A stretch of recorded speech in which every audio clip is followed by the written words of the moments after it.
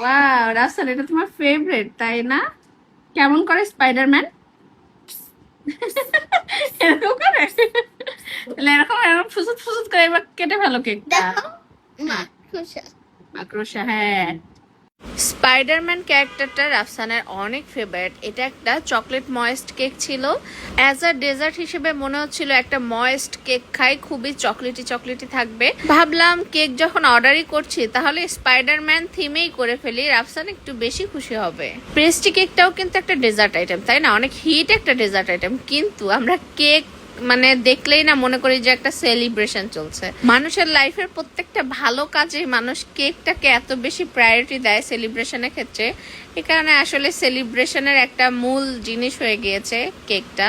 Bake by নূপুর থেকে এই moist chocolate কেকটা নেওয়া হয়েছিল, আর কেকটা কিন্তু ভীষণ টেস্টি ছিল। এইরকম চকলেটি একদম ময়েস্ট কেক কার কার পছন্দ অবশ্যই কমেন্টে জানাবেন। আর আউটলুক নিয়ে যদি বলি, স্পাইডার থিমের এই পেস্ট্রি কেকটা যে সামনাসামনি দেখতে এতটা অ্যাট্রাকটিভ লাগবে আমি আসলে আগে বুঝতে পারিনি।